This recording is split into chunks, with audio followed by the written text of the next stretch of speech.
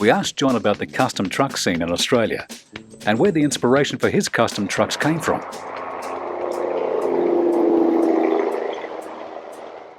I'm all for promoting the custom truck industry in Australia. You know, like when I've done my trucks up, I don't do them up for people not to get ideas. Like at the end of the day, the Australian show truck scene has become better for our trucks out on the road, and I'm all for promoting competition against other operators and other people.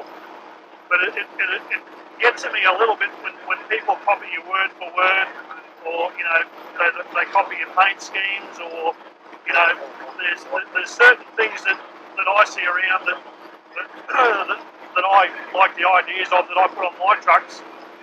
But it's all well and good to copy something, but as long as you put a bit of a twist to it and put your own sort of signature. So with these new trucks, we've just gone back to the old Smokey and the Bandit, the old school, you know, something out of the 70s or the 80s just rolls off the factory showroom floor, you know. So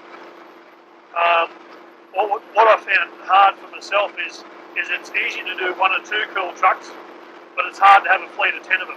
So keeping that higher standard for 10 or 11 trucks that we've got in our fleet is hard. So we've gone for, you know, the more old school streamlined look, and it sort of paid off. You know, the people love this 501 for the old flat roof sleeper and the big pipes and the old school visor and the round bullet lights and that old school look, because you don't see it anymore. And I remember the first time I drove this into my Kenworth dealer, Chris Parthorpe, who helped me out with the sale, said it looked like an old W model on steroids driving in, because, you know, that was the look we were looking for, you know. So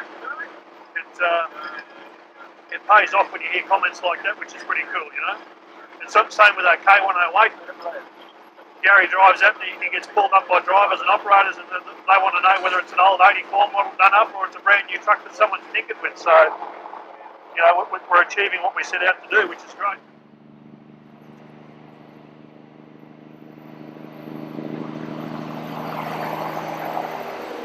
So, Jon, you're a very enthusiastic advocate for the Australian custom truck scene.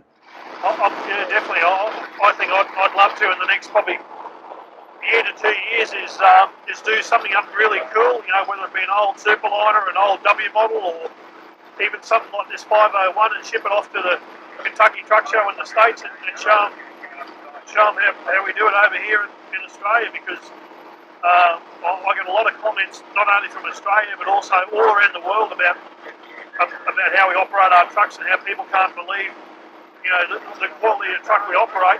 And even our customers, like we turn up on site, and our customers can't believe that we go into mine sites and we go into power stations day after day, and our trucks are so clean and kept so well. And you know, that's a fantastic aspect from our guys who operate them, to Charlie, who's our resident detailer, who keeps them clean, to Anthony in the operations room that makes sure there's time to maintain our equipment and keep them clean. You know, so it's a flow and effect right through. And I suppose it's a well-known fact that we're definitely not the cheapest people in haulage in Australia, but we offer very good service and very good equipment. And when you turn up on site and you might be $2,000 or $3,000 dearer than your competition for that particular shift, and you turn up with equipment like this, people can appreciate where that $2,000 or $3,000 extra dollars is going. And like basically, I spend my money on my equipment. I don't go and spend my money on buying 100-foot yachts and